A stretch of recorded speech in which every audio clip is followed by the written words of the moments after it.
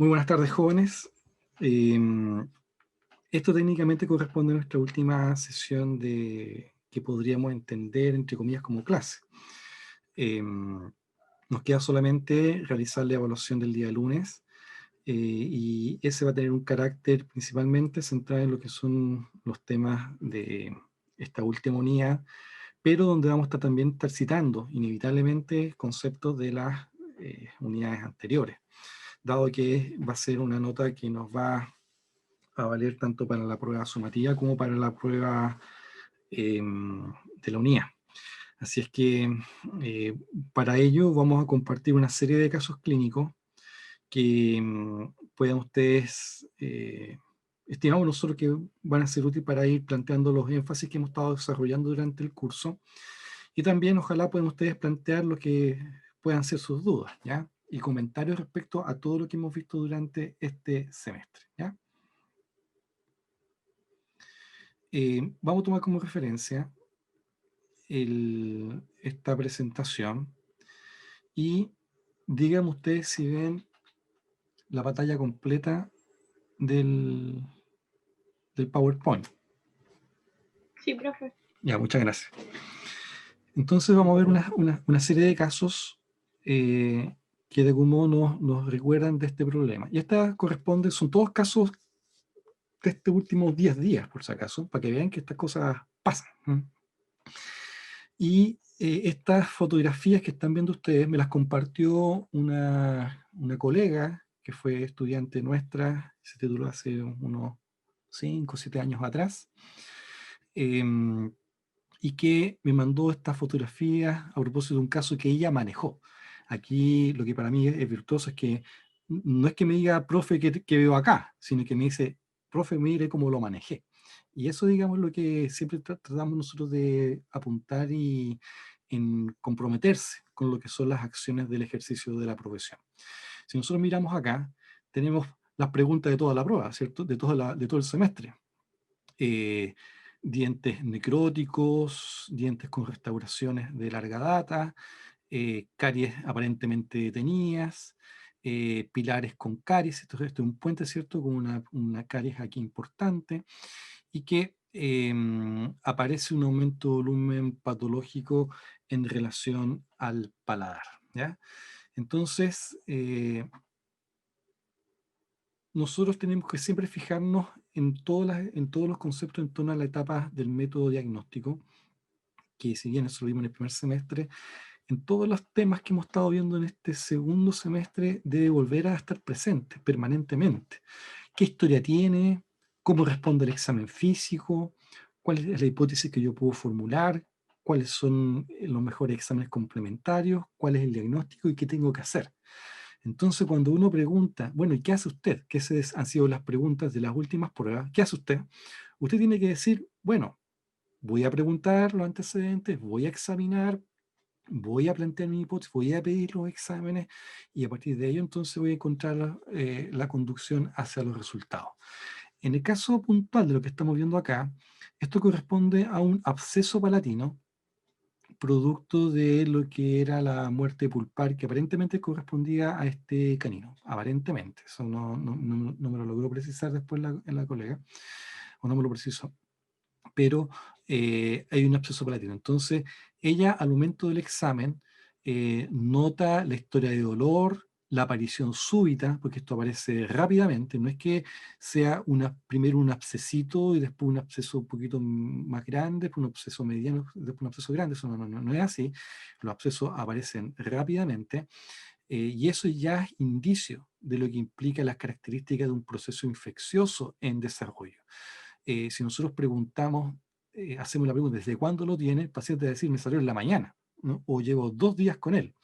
Entonces descartamos inmediatamente lo que puede ser una malformación, descartamos también lo que podría entenderse como la caracterización de un proceso neoplásico, y, eh, y queda más del lado del proceso reaccional, donde acá sería una suerte de reacción, pero asociado a un proceso infeccioso agudo. Entonces, ese, digamos, la lógica que deberíamos de empezar a tener. Entonces, aquí lo que me quería enviar la colega, más que la foto de este caso, era esta foto. Ella quería mandarme esta foto, porque después me comentó que Cuando yo el aumento de volumen, una de las primeras cosas que pensó, incluso antes de hacer la pregunta, era hacer la punción aspiración dentro de la rutina del examen físico, porque esto no es un examen complementario, es un examen físico, ¿ya? Es un apoyo al examen directo que uno está haciendo. Y constató la presencia de pus y validó entonces su impresión diagnóstica. Entonces, nuevamente, repasamos las etapas del método, hace las preguntas, tiempo de evolución, características, hace el examen físico, hay varios dientes candidatos, puede ser este otro, ¿por qué no? Puede ser el lateral. Nosotros hemos señalado que generalmente los abscesos palatinos vienen de laterales y de raíces palatinas de morares. Entonces, no es descartable, pero en este momento del examen inicial hay que objetivar si esto es consecutivo a muerte pulpar o no. Entonces ahí la colega hace una maniobra por punción aspiración, le toma fotografía, me la envía al WhatsApp, después le toma una radiografía y ve un conjunto de dientes involucrados, ¿cierto? El diente pilar de la prótesis, que tiene el espacio periodontal bastante ensanchado, que da cuenta que es muy probable que sea este el diente. Este está bien definido, pero quizás no tan ensanchado como el otro, así que todo apunta a que sea el canino y que se correlaciona también con la presentación clínica. Entonces, nuevamente podemos ir visibilizando y dimensionando las etapas del método, cómo se han ido viviendo, desde los antecedentes, el tiempo de evolución, sintomatología, las acciones que hacemos dentro del examen físico, hacemos la propuesta de hipótesis que esto corresponde a un absceso palatino y que consecutivo a muerte pulpar, toma la radiografía, examen complementario, todo apunta a que este canino, se puede chequear nuevamente clínicamente que esto sea el diente causal y entonces viene después el diagnóstico definitivo, donde sería un absceso palatino consecutivo a necrosis pulpar del diente canino aquí en relación. Eso podría ser el diagnóstico clínico. Un diagnóstico más completo sería un quiste periapical inflamatorio abscedado con o quiste periapical inflamatorio con absceso palatino asociado, consecutivo a muerte pulpar del diente canino que está aquí en cuestión. Entonces, esa sería, digamos, una forma en la cual podríamos también plantear el diagnóstico.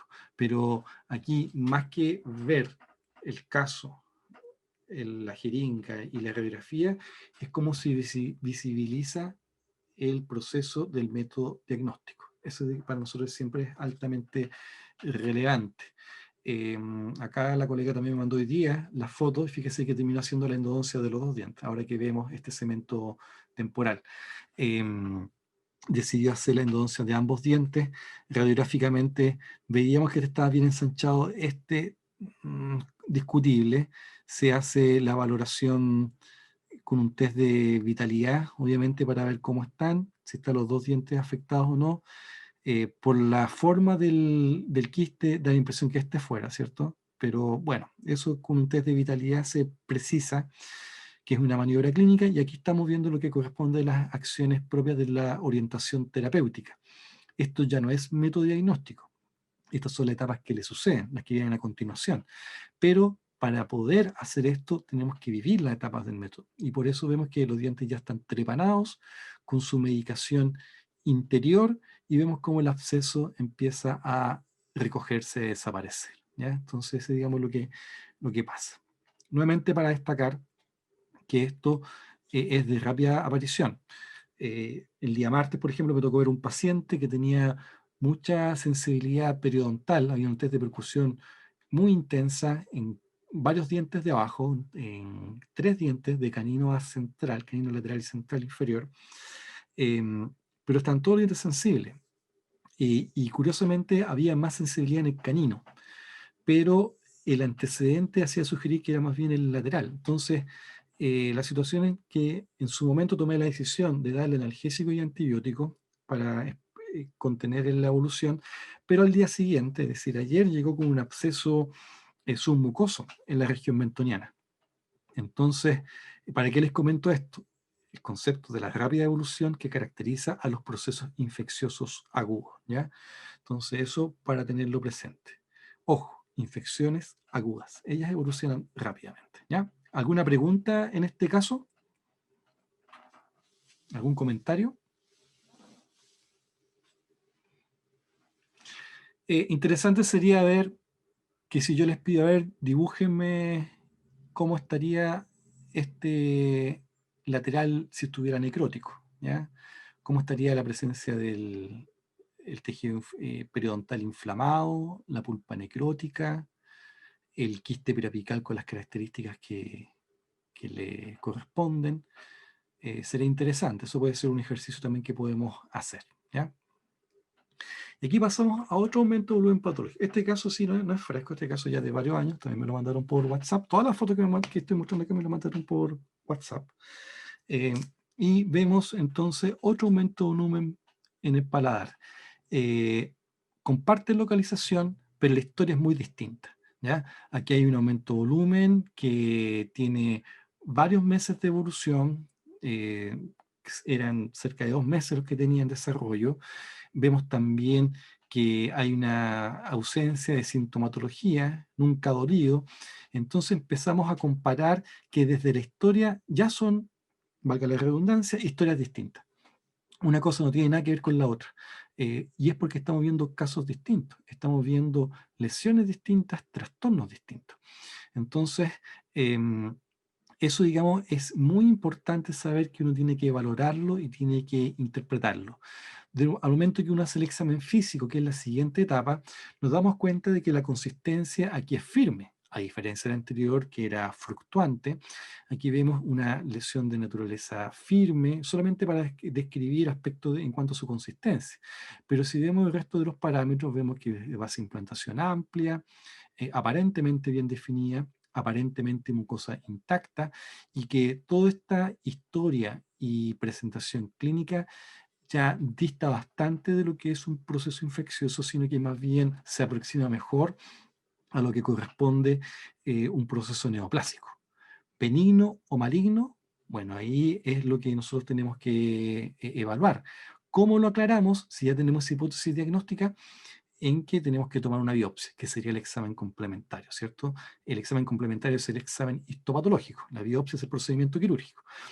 Entonces, es necesario contar con una observación histopatológica con la idea de poder reconocer las características de la histología de esa lesión. Entonces,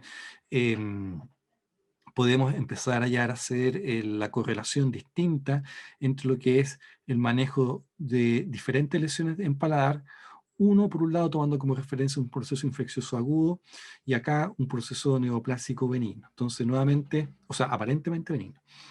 Entonces, es relevante reconocer el valor de la historia, por eso es tan importante entender ese aspecto de los antecedentes. Nosotros tenemos que adelantarnos a qué es sugerente la historia que nos está compartiendo el paciente. Entonces, cuando nosotros pedíamos que describieran cómo podría ser el motivo de consulta asociado a esa característica clínica, es algo que nosotros también tenemos que entrenar y saber. Saber cómo es reconocer las características del dolor de una caries activa, cavitada, profunda. Reconocer cuál es la sintomatología asociada de una caries detenida. Reconocer la sintomatología asociada a una pulpitis irreversible o irreversible o una periodontitis apical aguda supurada. Todas esas cosas uno tiene que visibilizarlas y saber. O sea, entonces, por lo mismo, uno tiene que entender de qué se trata. Y lo mismo en lo que corresponde a las características de los cuadros más bien propios como de amartomas o de neoplasia. Una cosa que también ustedes deben tener más que presente es que a lo largo de este semestre nosotros tuvimos un énfasis en todo lo que es la patología dentro alveolar. Pero lo que corresponde a patología tumoral y trastornos de distinta naturaleza a lo que es infeccioso ontogénico, hay un capítulo grande que no se pudo ver, que no alcanzamos a ver, por la pandemia, por los recesos, por un montón de razones que no se pueden ver, pero sí dimos harto énfasis en lo que es el reconocimiento de los comportamientos biológicos. Entonces puede que ustedes no sepan qué tumor o qué lesión están observando, pero sí deben ser capaces de reconocer si esto tiene más bien una naturaleza infecciosa, si tiene más bien una naturaleza tumoral o una naturaleza malformativa. Y eso, digamos, es parte de lo que corresponde el tener que comprometerse con los conceptos que hemos ido nosotros acá transmitiendo, ¿ya? Muchas veces hemos señalado que es probable que primero reconozcan un tumor en el abdomen, en la pierna, antes que en la boca. Y se van a sentir con la capacidad de poder interpretarlo, se van a sentir con la capacidad de poder reconocer si esto es algo malformativo, reaccional o neoplásico, sin pensar todavía en cuál puede ser el diagnóstico. Si logras reconocerlo, ¿pueden orientar hacia dónde debería ir el manejo? Bueno, nosotros esperemos que sí, ¿ya? Porque, como les estaba señalando hace poquito rato, la cantidad de trastornos que hay en boca es bastante amplio. Hay muchos, muchos, muchos de los cuales se conoce poco, y lo que nosotros vimos acá en clase son trastornos de referencia. Hay otros trastornos en boca que no hemos visto, no sabemos si vamos a alcanzar a verlos dentro de lo que implica su formación de carrera de pregrado, pero el enfoque para abordarlos deberían ustedes de tenerlo. Saber discriminar entre si es un cuadro viral, si es un cuadro inmunitario, si es un trastorno neoplásico, y saber dar las orientaciones pertinentes. Y entonces que no les sorprenda si llega un tumor en el cuello a la prueba sumativa final, porque esperamos que sepan reaccionar ante él. ¿Ya?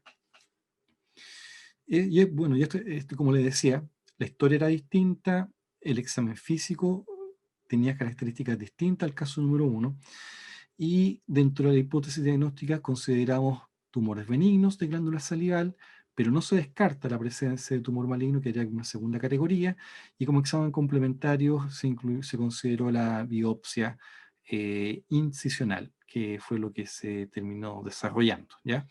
Y terminó siendo un tumor de glándula salival benigno, ¿ya?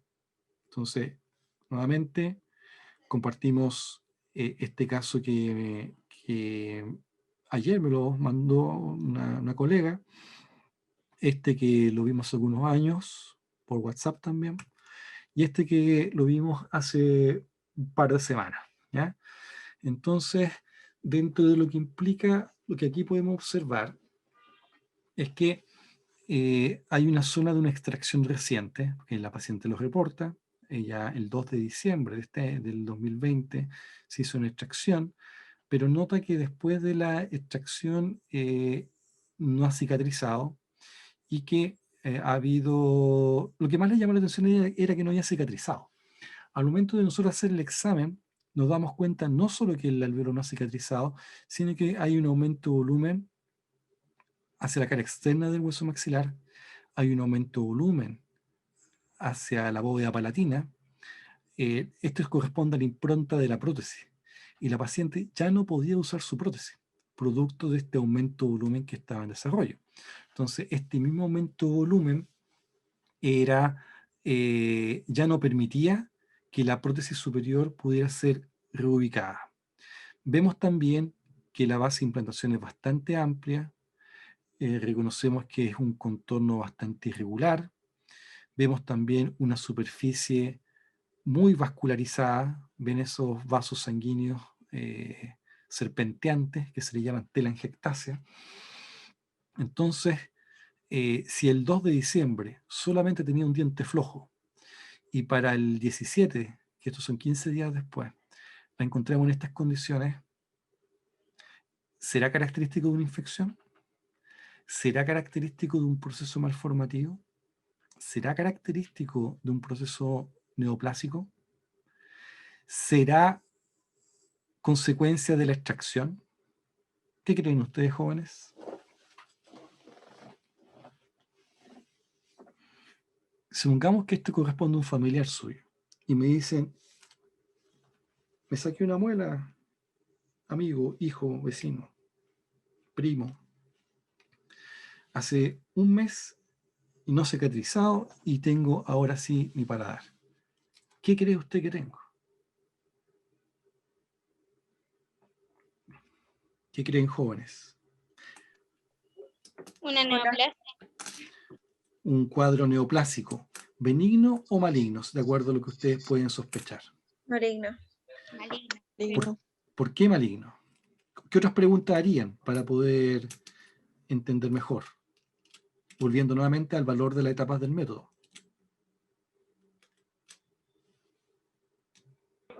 Sintomatología. Y así hay sintomatología asociada. Efectivamente, aquí ya había un dolor mantenido. ¿Ya? Había un dolor mantenido. Sentía que el dolor no se pasaba.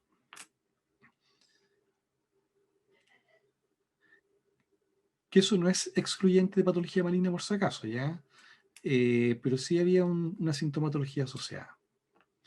Quizás lo más llamativo es la rápida progresión, ¿ya? Acá está la foto de 2 días después, donde fíjense cómo los vasos sanguíneos como que se intensifican, o quizás puede ser cuestión solamente del ángulo de la cámara. Pero lo cierto es que aquí se ve mucho más vascularizado. Esto corresponde a la malla de fibrina que tenía cuando tomamos la biopsia. Entonces, ya está. Acá tomamos la biopsia y aquí fue el control a los días después. Y el contorno bastante irregular, bastante desplazado todavía. Fíjense el mal aspecto que tiene, ese término siempre es bastante descriptivo para entender o enfrentar un cuadro de estas características.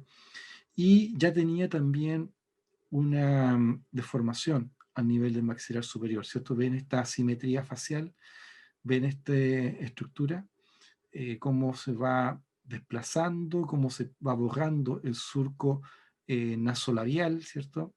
Perdón, labiogeniano, cómo se va borrando ese surco, cómo se desplaza la comisura más hacia abajo, cómo se vuelve más pronunciado este surco, y nos damos cuenta de que aquí hay una simetría. Y ojo, hace 2 semanas, 3 semanas, ella no tenía nada de esto.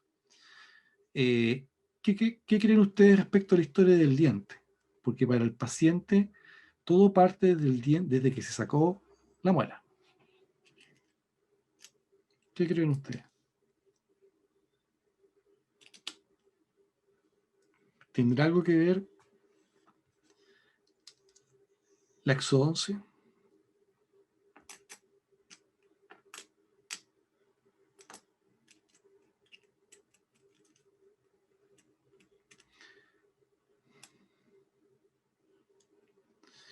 Bueno, ante esta situación, el aflojamiento dentario, que fue la razón por la cual se hizo la extracción, fue una coincidencia espacial nomás.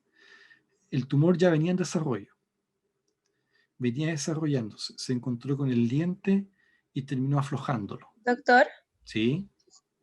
pero el aflojamiento del diente no pudo haber sido una consecuencia de la neoplasia. Sí, eso es lo que estoy describiendo. Ah, ok. El tumor venía ya desarrollándose de antes y cuando empieza a extenderse termina reabsorbiendo el tejido de soporte dentario, y lo que vimos entonces era que el aflojamiento dentario eh, fue consecuencia del crecimiento neoplásico maligno. Entonces, cuando se hace la extracción, eh, solamente pone en evidencia el tumor que ya venía en desarrollo. Entonces, que eso fue lo que pasó. Ahora bien, eso igual siempre es importante explicarlo al paciente, porque ella pensaba que esto era consecuencia de la extracción. En realidad que por culpa de la extracción, ella se encontraba en este momento así. Y lo cierto es que no fue eso. El tumor ya venía de antes y terminó aflojando el diente. Entonces, nuevamente, volviendo a las etapas del método diagnóstico, teniendo claro un poco de la historia, que a ciertos ratos puede ser confusa, porque agreguemos que se hizo extracción, agreguemos de que cuando se fue a controlar y empezó a ver este aumento de volumen, el dentista que la vio decidió darle antibióticos, eh, y cuando va al segundo control, ahí no tiene posibilidad de ser vista por el dentista, y después de eso llega aquí a la consulta, con esta historia, donde la lógica que ella maneja es exodoncia, complicación de la cicatrización, infección, antibiótico. Esa es la lógica que ella maneja. Doctor, Entonces uno cuando interpreta esto, uno tiene que limpiar esos antecedentes, tiene que ordenarlos. Es un poco como la observación que hacíamos con el ejercicio del taller. ¿Se acuerdan el audio que decía la señora que decía que le salió una verruga, y que se la rascaba y le rascaba y eso terminó creciendo? Eso nunca fue una verruga. ¿Mm? Entonces nosotros tenemos que ordenar siempre los antecedentes, ordenar la sintomatología y darle un contexto que sea coherente con la lógica que nosotros estamos pensando. Entonces, eso es parte del deber del trabajo profesional también. Dime, algo iba a decir. sí, ¿en ningún momento le tomaron alguna radiografía o algo así como para aclarar por qué tenía como el aumento de volumen después de la exodoncia o antes de la exodoncia para ver cómo estaba el hueso, no sé? No, antes de la exodoncia no se tomó radiografía. Ojo que eso es bastante frecuente de que ocurre, porque el aflojamiento dentario es la consecuencia de la enfermedad periodontal avanzada. Entonces uno permanentemente ve dientes flojos. Y si nosotros revisamos la situación de esta paciente, era una paciente que ya había perdido varios dientes, que el diente era pilar de prótesis, y por ende uno perfectamente podría pensar que hay una condición periodontal favorecedora y un trauma mecánico que puede específicamente, precisamente justificar esto, y que la extracción era lo lógico. Entonces, eso es algo que sí puede pasar. Aquí lo interesante es interpretar lo que pasó después. Yo creo que idealmente contar con una radiografía era lo deseable, pero si llegas a hacer la extracción y no tomaste la radiografía y empiezan a ver una evolución anómala, ahí tú tienes que interpretar lo que está sucediendo con esta evolución, y desde ahí también pensar en indicar radiografía u otros exámenes. Entonces, la pregunta, dado que no tenemos exámenes iniciales, y es esto como lo tenemos en este momento, ¿qué exámenes podríamos solicitar? La biopsia, o La sea, hacer la biopsia, biopsia y el correcto, examen histopatológico. correcto, muy bien. ¿Qué más? Y para adelantar como el trabajo de los oncólogos y eso, podríamos pedir un hemograma completo y, y quizá una tomografía para ver si hay metástasis.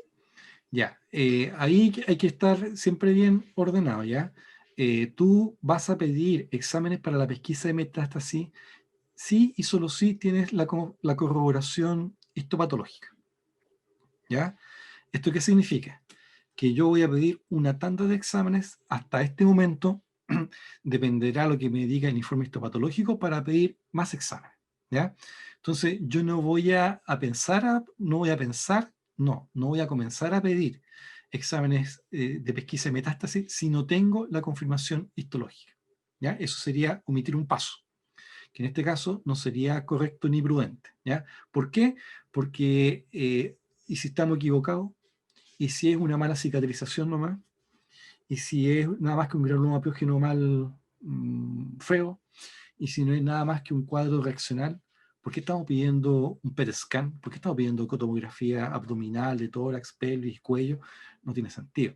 Entonces, lo correcto es aclarar la situación local, histopatológica local, con exámenes pertinentes para la comprensión local, y una vez que tengamos la claridad del diagnóstico histopatológico, pedimos los exámenes complementarios pertinentes al manejo oncológico con la derivación probablemente tal del oncólogo. Entonces, si el paciente llega en estas condiciones, con la historia que hemos comentado, el primer examen a solicitar es el estudio histopatológico. Segundo, un imaginológico local.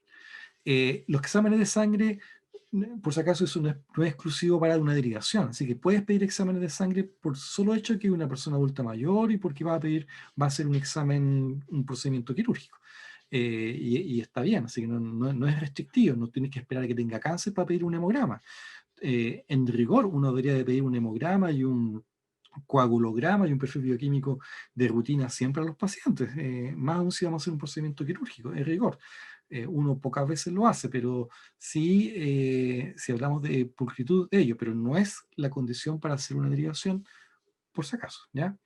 Entonces, con esos exámenes ya podríamos solicitar. Bueno, entonces, para comentar la historia de este caso, al momento de hacer la histopatología, terminó siendo el diagnóstico de una neoplasia de glándula salival, terminó siendo un carcinoma adenoide quístico, ¿ya? Ese fue el diagnóstico histopatológico que informamos, carcinoma adenoide quístico. Pedimos un CONVIN de la zona, y en el CONVIN de la zona se vio que estaba todo el hueso destruido y que la lesión aparentemente estaba originada del seno maxilar.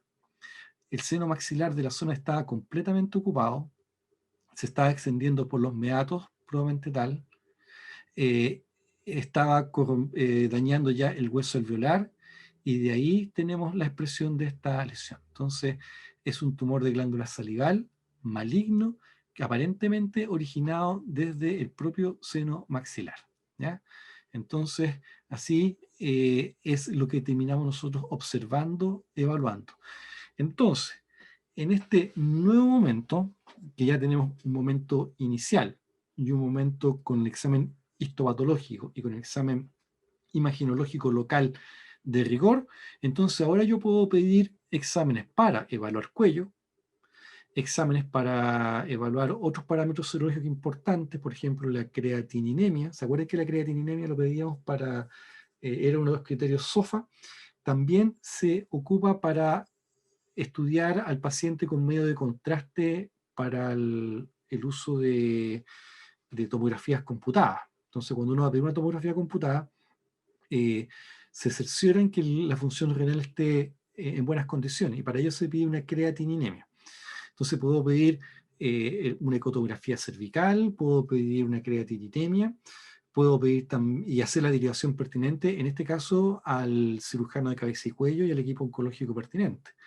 Le explicaré al paciente que es necesario hacer una evaluación global de todo el cuerpo, le explicaré que les van a evaluar tórax, van a evaluar abdomen, pelvis, extremidades en las pesquisas, porque van a pesquisar metástasis, y dependiendo del resultado de esa nueva etapa diagnóstica, se va a definir qué es lo que se va a hacer. Si va a hacer una cirugía, si es radiación, si es quimioterapia, ahí se va a tomar la decisión en rigor de qué le corresponde que a ella le haga, ¿ya? Entonces, eso en cuanto para explicar en síntesis estos tres casos, tres historias ante lesiones aparentemente parecidas, y que si nosotros las comparamos en las tres, estamos claros de que no se parecen. La historia es distinta, la sintomatología es distinta, la respuesta del examen es distinta, y por ende es tremendamente necesario tener comprensión de lo que implican los aspectos propios de las historias, saber interpretar lo que esté resultando del examen físico, tener un planteamiento hipotético para indicar los exámenes complementarios que sean adecuados y pertinentes, llegar al diagnóstico como corresponde, y después dar las indicaciones que sean pertinentes para nuestro paciente. Indicaciones como hacer la necropulpectomía, indicaciones como derivarlo a un cirujano maxilofacial para que elimine esta lesión, este tumor benigno, o derivarlo a un cirujano de cabeza y cuello y equipo oncológico para que haga el manejo de la patología maligna. Entonces, en esta ejemplificación, nuevamente aludimos al rol y a la importancia que tiene la comprensión de la etapa del método diagnóstico, y también destacamos el valor del reconocimiento del comportamiento biológico de las lesiones desde la historia, desde el examen, y con ello poder manejar una estrategia para hacer planteamiento de hipótesis, indicación de exámenes complementarios y dar las orientaciones pertinentes para su manejo. Y aquí van a tener que recordarse de aquella tablita que mostrábamos en las primeras sesiones del año 2020, donde poníamos en paralelo diferentes condiciones asociadas a comportamiento biológico y qué es lo que se hacía, qué sugerencias se daban, cuáles eran las orientaciones para el tratamiento, qué implicaba el manejo de este tipo de cuadros,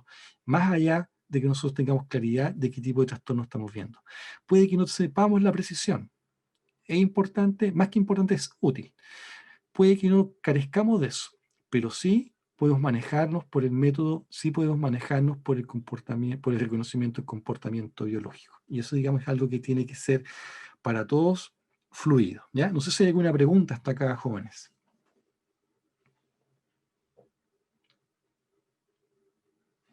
Profe, yo Sigamos. tengo una pregunta. Dime, Consuelo. En el tercer caso, usted dijo que la paciente tenía dolor mantenido. Entonces, ¿podríamos recetarle también algún antiinflamatorio o analgésico para que pueda calmar el dolor durante los días del examen? Sí, por supuesto. Es parte de lo que uno tiene que tratar de hacer, el manejo del dolor. Sí, efectivamente. Estaremos claros de que la condición diagnóstica no está clara, estaremos claros que no está clara, o estamos claros de que está en proceso de evolución o de estudio. Pero poder indicar un analgésico sí es correcto, es adecuado y necesario ante la condición del paciente. Muchas veces el paciente, como viene arrastrando malestares, yo le pregunto si está tomando analgésico y me dice que sí. Yo a continuación le pregunto, ¿y le ha funcionado? Me dicen que sí. Y cuando me dicen sí, entonces le digo, siga con el mismo medicamento. Generalmente repito el mismo medicamento que ellos están tomando y lo incorporo en la receta, cosa que vaya la instrucción formal. Si me dice que está tomando ibuprofeno de 600, yo hago una receta con el mismo medicamento que está tomando, ibuprofeno de 600, eh, cosa que hay una continuidad en el manejo farmacológico y para nosotros una evidencia de lo que es el tratamiento que estamos indicando, ¿ya? Bueno, acá me voy a servir de la fotografía que me compartieron hace poquito y que consultaba por esto. Entonces, la pregunta es, bueno, ¿qué es? Nuevamente tenemos que valorar las etapas del método. ¿Qué historia tiene este? ¿Cuál es la historia de dolor que hay? ¿Cuál es la sintomatología asociada? ¿Esto molesta, sí o no? Por la localización, bien sabemos que puede estar asociado a un proceso de muerte pulpar de ellos. En la historia que nos compartían, nos decían que el diente tenía percusión positiva, es decir, que le dolía la percusión, pero y además señalaban que estaba vital. Entonces, bien sabemos que si nosotros pensamos esto que puede ser un párulis, sabemos que el párulis consecutivo es una reacción proliferativa en torno a una fístula, ¿cierto? Que es consecuencia de muerte pulpar. Entonces, ahí se provoca una aparente contradicción. Pero lo que tenemos que hacer todos nosotros cuando nos llegan este tipo de situaciones es observar los aspectos, valorar la historia y contrastar lo que sea pertinente al examen físico. Aquí dice examen, pero es examen. El examen físico. Si te dicen que el diente está vital, uno tiene todo el derecho de dudar. Ok, veamos si efectivamente está vital, porque sabemos que esas lesiones están directamente asociadas a procesos necróticos o también eventualmente a procesos fistulosos asociados a enfermedad periodontal, pero en realidad no es tan por eso, es más por procesos necróticos del diente. Entonces, si me dicen que está vital, yo tengo que contrastarlo, ¿ya? Así que eso es, digamos, lo que deberíamos tener permanentemente presente dentro de lo que es el examen. No aceptar necesariamente todo lo que nos han dicho, lo que nos han comentado. Uno tiene que recogerlo dentro de los antecedentes, pero el examen físico lo hace uno, ¿ya? Y si te están diciendo que le duele cuando se toca, bueno, uno tiene que examinar si hay dolor a la percusión. Si te dicen que le duele cuando toma aire frío, bueno, yo le voy a echar un poquito de aire justamente para validar esa observación. Si dice que el diente está vital, bueno, haré la prueba de vitalidad. Y si no está vital, y si se equivocaron en la evaluación de ese parámetro, entonces ahí uno tiene que ir cerciorándose de todos esos elementos. Por otro lado, la característica de esta lesión se ve como una lesión benigna porque es redonda, base de implantación pedicular, color homogéneo, superficie íntegra. Y ante la duda, supongamos que el examen es coherente con los antecedentes, supongamos que el examen del diente está vital, la hipótesis diagnóstica es, bueno, tumor de tejido blando en encía, aparentemente benigno, ¿no? O reaccional, y eso puede ser una hipótesis. No estoy dando un nombre, pero estoy reconociendo comportamiento. ¿Y qué examen voy a indicar? la biopsia. Hago el estudio histopatológico con la idea de tener claridad que lo que estoy observando ahí, y a lo mejor puede ser un cuadro benigno, y por qué no aportar como si fuese un cuadro maligno. Si es un cuadro maligno, bueno, estaba simulando todo lo demás, parecía cualquier cosa benigna, pero no era algo maligno. Pero bueno, por lo menos hicimos el antecedente, pesquisamos los antecedentes, pesquisamos el examen, hicimos el tratamiento hipotético, pedimos el examen correcto porque nos va a permitir aclarar la situación, y llegamos a la condición diagnóstica definitiva, ¿ya? Entonces, ¿cuál es la moraleja? Lo que ustedes estén pesquisando dentro de antecedentes, ustedes tienen que corroborarlo en su examen físico, ¿ya? ¿Me duele cuando me toco? Bueno, yo tengo que tocar, ¿ah? Y efectivamente estimar la cuestión de dolor referente que está diciendo. Siento que el diente se mueve. Bueno, yo tengo que observar que efectivamente tenga movilidad. Todos los dientes tienen un grado de movilidad. Entonces, muchas veces me toca a mí explicarle eso. Mira, el diente se mueve en un grado normal, como se mueven todos los dientes. Y ahí uno tiene que explicar al paciente eso. Entonces, es deber de uno corroborar los antecedentes que estás recopilando dentro de la anamnesis. Por eso, primero tú pesquisas antecedentes para hacer el examen físico. Y es uno consecuencia del otro, y uno es posterior al otro. Entonces, eso es así como debería de interpretarse y manejarse, ¿ya? Bueno, en cuanto a lo que implicaba los ejercicios del taller del día lunes, poníamos este caso, que era una evolución del caso que habíamos revisado en una evaluación anterior, ¿cierto? Entonces poníamos ahí que la semana pasada atendiste a una mujer adulta que consultaba por malestar agudo en el diente 4-7, con vitalidad y percusión positiva, y que presentaba un nódulo de la región submentoniana. Y ella terminó asistiendo a la consulta de un odontólogo general, el cual realizó una biopectomía por el diente 4-7, mientras que para el nódulo entregó la indicación para que se le realizara el estudio imaginológico, una ecotomografía y una biopsia por punción de aspiración con aguja fina, con la hipótesis diagnóstica de tumor en estudio. En cuanto a este último, se constató que correspondía a un nódulo submaxilar con signos de miopitelioma. Entonces, ¿qué hace usted? Esa es la pregunta. Porque suponíamos que el colega no estaba, volvía para ti y solamente traía este resultado. Es decir, un nuevo momento, hay un nuevo antecedente que se aporta a la historia, un nuevo resultado de un examen complementario que ayuda al diagnóstico. Entonces, como estamos en presencia de un tumor benigno, las indicaciones son derivarlo a un cirujano maxilofacial o de cabeza y cuello, con la idea de poder desarrollar el manejo de la lesión. Uno en realidad, yo creo que no es correcto o no está bien plantear que uno tiene que decirle al colega lo que tiene que hacer, ¿ya? Yo no le puedo decir elimina la lesión por completo de un colgado y ponga un injerto. No le puedo decir eso. Yo lo que le tengo que decir es que lo que estoy viendo, tengo que decir cuál es el diagnóstico y que lo diría usted para que haga la evaluación y el manejo pertinente, ¿ya? Entonces, se entenderá que el manejo pertinente debe ser en función de la excelencia de la lesión, ¿ya? Ese debería ser. Si yo tengo un adenocarcinoma, no le voy a decir al oncólogo que aplique radiación, que aplique quimioterapia y que saque la mandíbula o que saque el maxilar. Yo no le puedo estar diciendo eso.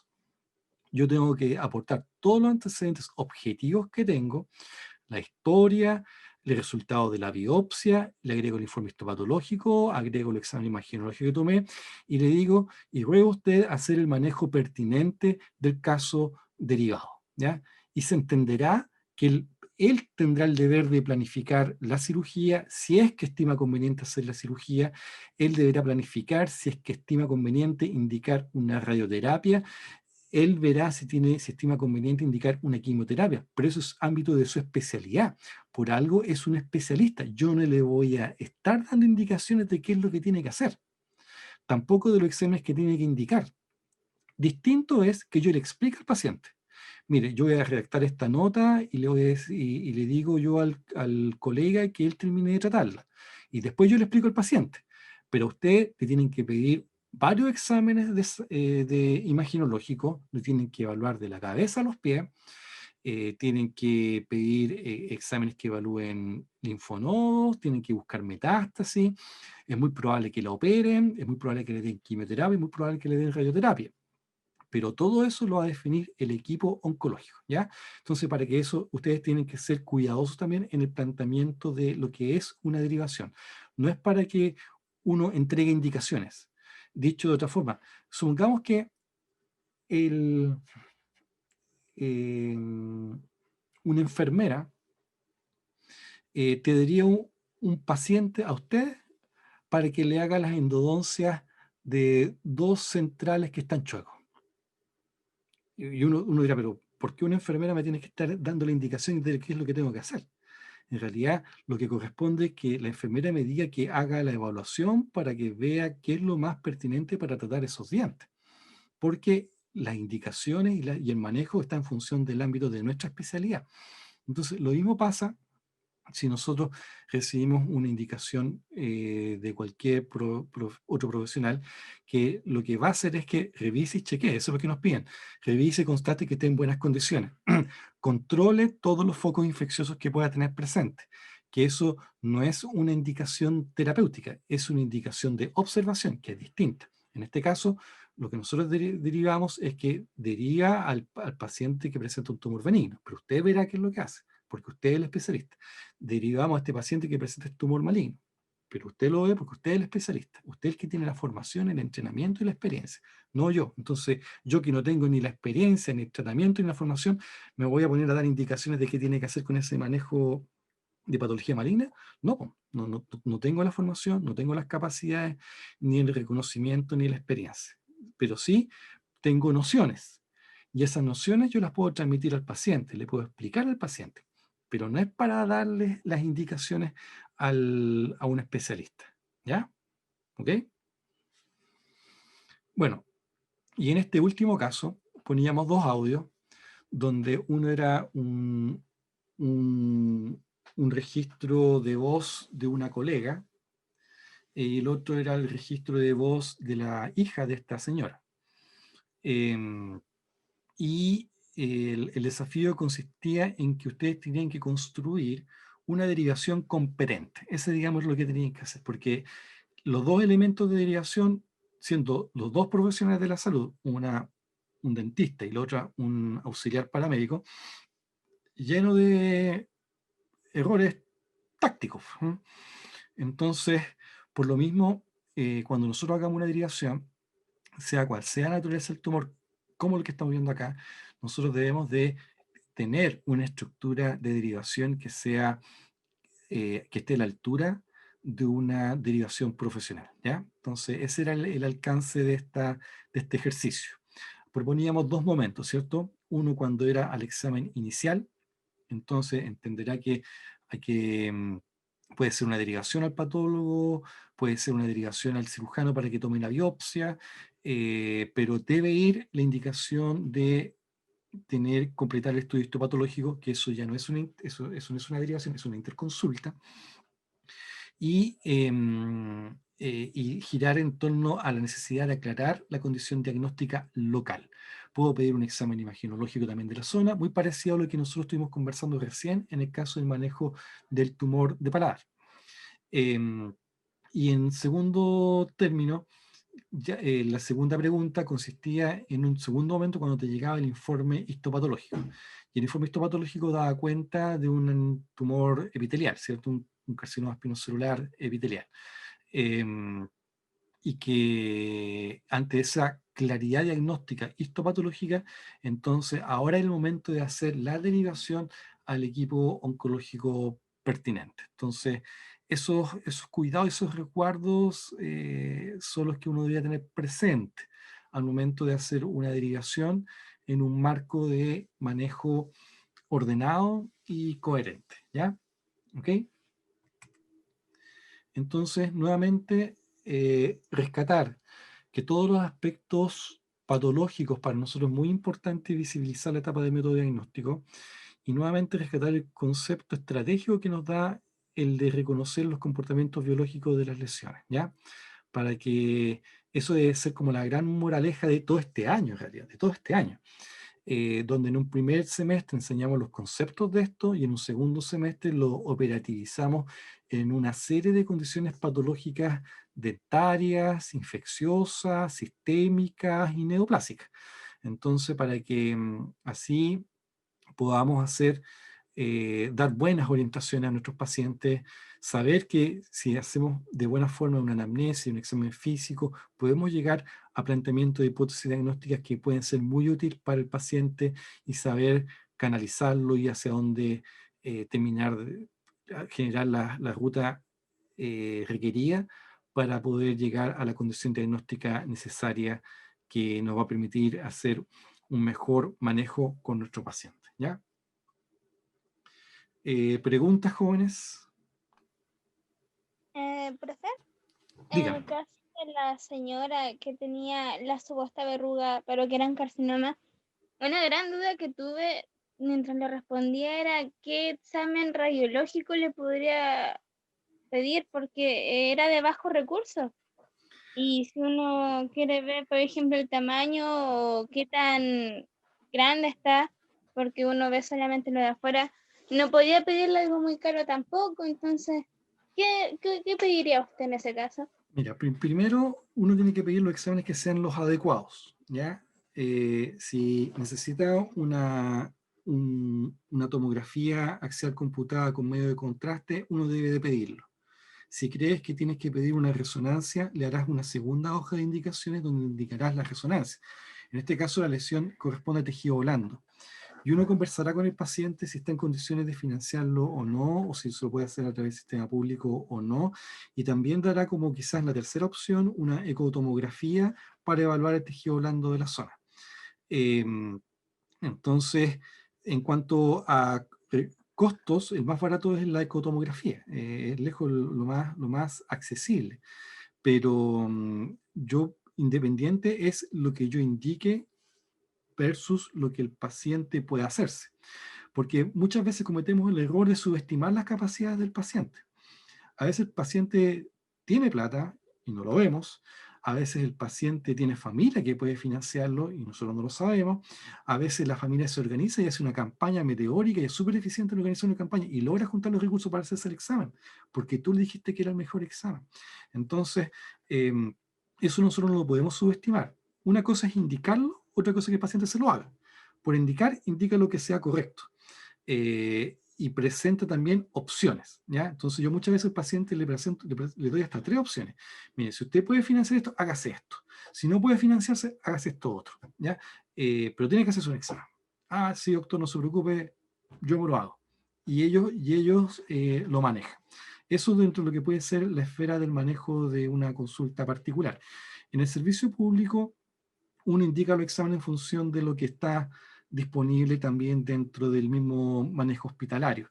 Pero nuestros hospitales en general están bien equipados, o sea, pueden hacerse de todo en realidad. Así que no deje de prescribir lo que sea correcto. ¿Qué pasa si después llega el paciente enojado? O los hijos.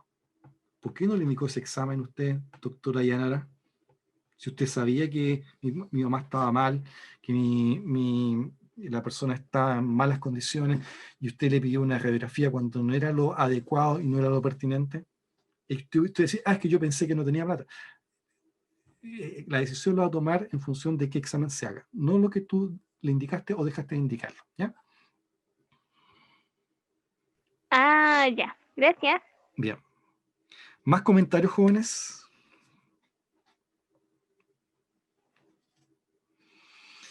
Bien, pues jóvenes, colegas, doctor Torres, Valentina, Nada, ¿algo que comentar? no, nada, muy buena su exposición, profe. Bien, pues jóvenes, entonces estamos terminando en el día de hoy. Recordar este enfoque que le hemos querido dar en esta sesión de cierre, donde hemos querido nuevamente rescatar los aspectos de la etapa del método diagnóstico y el valor de reconocimiento de los comportamientos biológicos como estrategia.